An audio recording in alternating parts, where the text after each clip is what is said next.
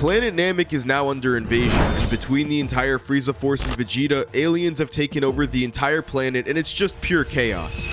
But another alien has just arrived on the planet with the goal of conquering Namek. He's one of the highest ranking Viltrumites and now has the goal of conquering planet Namek, but not without opposition. Omni-Man is gonna need to face some of the strongest people in the universe to complete his mission, and that includes Frieza and Goku, who just arrived on planet Namek. Right next to Omni-Man is the like button, which you should press down below and subscribe because 99% of you guys who watch these videos just aren't subscribed, so please like the video. When Nolan enters the planet's orbit, the entire Frieza Force is instantly notified, and this is where this video gets complicated. Your typical Frieza Force member is taken down by Gohan and Krillin when they first arrive on Namek, with both of them having a power level of 1,500. Raditz, who despite being stronger than Piccolo, who can literally take down the entire moon with one normal ki blast, only at a power level of 1,200. Frieza Force soldiers definitely don't have power levels that exceed 1,500 and are probably around or below Raditz in power. Yeah, so Omni-Man or Nolan completely violates all of these Frieza Force member goons.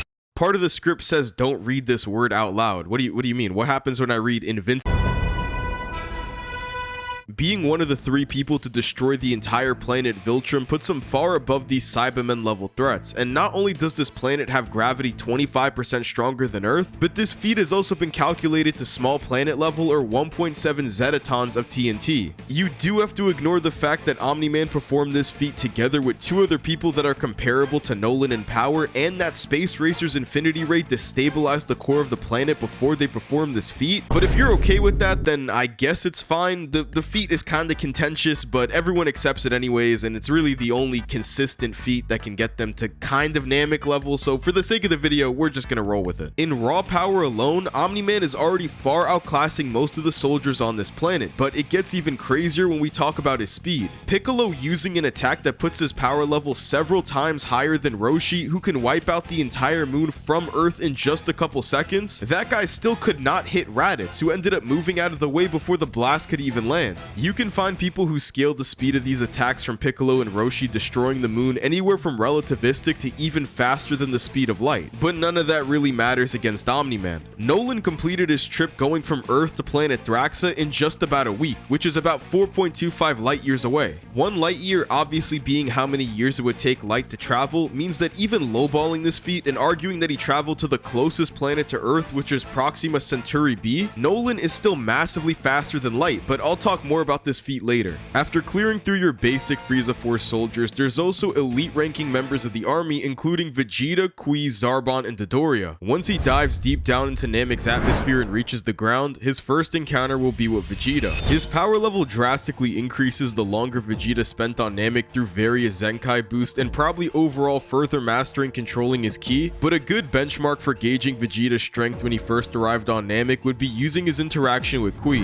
When Vegeta first arrived on Namek, he easily destroyed Kui, who ended up noting that Vegeta and him were always around the same level before his trip on Earth. Vegeta's power level even reaches around 24,000 before he gets his next Zenkai boost against Zarbon, putting him far stronger than he was during his fight on Earth with his power level of just 18,000. Vegeta with his Gallic gun could have destroyed the planet, but you can even argue that even just Vegeta charging up his ki alone was already planet-bursting power. This page in the Daizenshu which commented on Vegeta destroying the Earth uses the panel of Goku looking at him charging up his power before making the Gallic gun, but either way he's definitely planetary. If you want to take the anime, then you have King Vegeta taking down multiple planets and his power level was below modern day Vegeta when he first arrived on Earth. Now here's the bad news, and it's that Omni-Man is clearly outclassed when it comes to attack power. He doesn't have any durability negating attacks or other methods for bypassing his opponent's defenses, and that becomes problematic for dealing with the rest of Namek. Now the one thing that Nolan does have going for him is that his speed does far outclass some of the strongest fighters in the galaxy. That calculation using his trip from Earth to planet Thraxa was completely lowballing his flight speed. That calculation was assuming that it's the closest planet to Earth's orbit, which is heavily shortening this trip that was actually across multiple galaxies. This planet was in the Virgo cluster, which isn't 4.5 light years away, but 65 million light years away. And keep in mind, Nolan did this in just 1 week.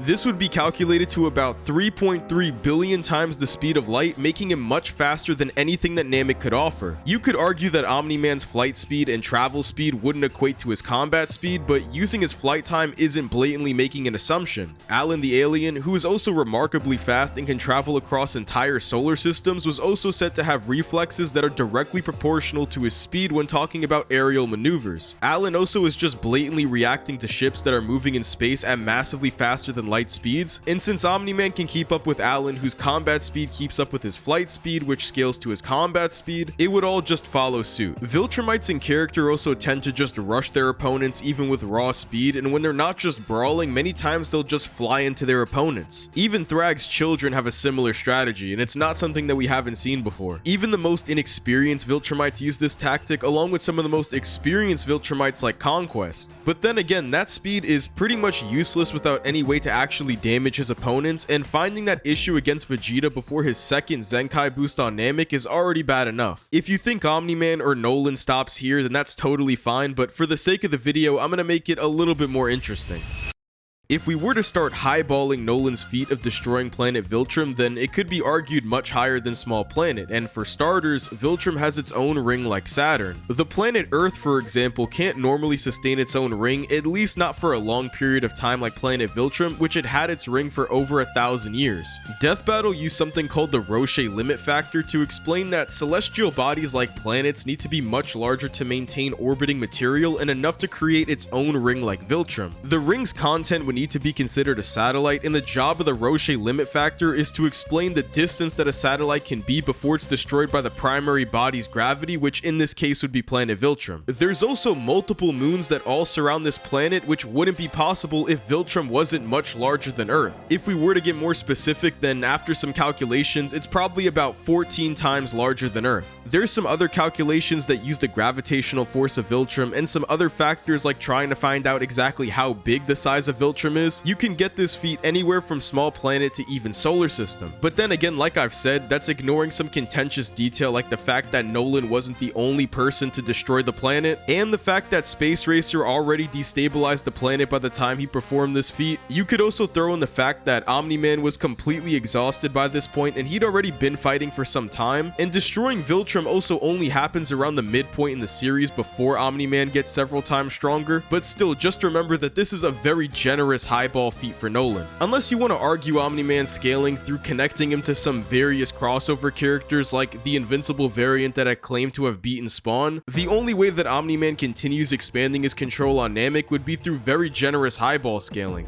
The only thing that Nolan really has going for him is the fact that his speed is still something that nobody can compete with, including Goku after training his entire way to Namek and receiving multiple Zenkai boosts and later transforming into a Super Saiyan. But it's not like Nolan's only problem is the fact that Saiyan Saga Vegeta was gonna destroy the Earth. Maybe Nolan gets past some of the higher ranking Frieza Force members like Zarbon and Dodoria, who are all easily argued around large planet level with his more generous scaling, but even while being generous, he still might get cooked once he meets the other high tier soldiers. Ginyu's power level is 120,000 and he's far stronger than anybody else in the Frieza Force, obviously besides Frieza himself. Keep in mind that Vegeta's power level in the Saiyan Saga, the person who was already putting up a pretty contentious debate against Omni-Man, only at a power level of 18,000. There's also a statement in El Manga Legendario that you only need a power level of 10,000 to destroy a planet, so if you take that seriously, then imagine how strong Captain Ginyu must be at a power level of 120,000. The rest of the Ginyu Force isn't exactly as strong as Ginyu, but they're definitely not lagging that far behind. Vegeta even outright stated that each member of the Ginyu Force is stronger than himself, and this was after already getting a Zenkai boost after his fight with Zarbon. To add on top of that, each of the Ginyu Force members also have their own unique abilities and talents that could be problematic in the wrong situations. Some like Raccoon, Jason, Birder's powers are pretty standard, like being exponentially fast for somebody at this point in the story, or in Raccoon's case just being a giant meathead. head. Guldo is the short little fat green guy on the Ginyu Force, and his power is telekinesis. But when you look at that in a vacuum, you might think that telekinesis really isn't all that threatening, but it's very clear why he's on the Ginyu Force once you hear Captain Ginyu's ability. Captain Ginyu has the ability to body swap with his opponents. He's done this to Goku and even this frog, but with somebody like Omni-Man, this could be pretty dangerous. Ginyu has every reason to try to take over Nolan's body, and the reward for becoming a Viltrumite would be massive. He would be able to do a lot more with Nolan's body compared to somebody like Goku, who Captain Ginyu really wasn't able to make the most of because he didn't have good ki control. Without getting too deep into Viltrumite biology, their DNA is composed of something called a smart atom. Being born Viltrumite is very similar to being born a Saiyan. Both are genetically extremely resilient and have amazing recovery and can endure tons of damage even from the strongest opponents. But being Viltrumite takes those traits and puts them on steroids. These smart atoms allow them to live in their physical prime for thousands of years. Nolan himself is already about 2,000 years old. The older they become, the slower they end up aging, so it's kinda like a Saiyan but a little bit better. Their bodies also grow and literally become stronger during intense situations, and it's kinda like they're adapting to the tough circumstances. When it comes to endurance, Omni-Man far outclasses everyone on Namek, probably besides Frieza, and even that's a maybe. Viltrumites can survive brutal damage even while stronger Saiyans can break their limbs and are pretty much out of commission from being heavily weakened. Your typical Viltrumite can literally have his kidneys f***ing explode and pulled out of his body and probably fight in decent condition. Invincible is just full of these brutal moments, and anybody that's seen the show will definitely agree. Omni-Man's smart atoms allow him to endure tons of damage while simultaneously recovering and even regenerating. But then again, his regenerating capabilities aren't anything like taking a sensu bean, and it will definitely take Nolan some time to recover from some pretty devastating damage. You can honestly make your own standalone video just talking about smart atoms, but in short, it's the reason why Nolan, Mark, Conquest, and pretty much any other Viltrumite seems so indestructible. Something that would definitely be interesting for Captain Ginyu and his body swap technique, but unfortunately catching Nolan is still pretty much nearly impossible. Even if they were to use Guldo's telekinesis, they would both never be fast enough to catch Omni-Man, who's literally billions of times the speed of light, and using Nolan's more generous scaling like I mentioned earlier, he's absolutely running through the Ginyu Force and he's on his way to Frieza.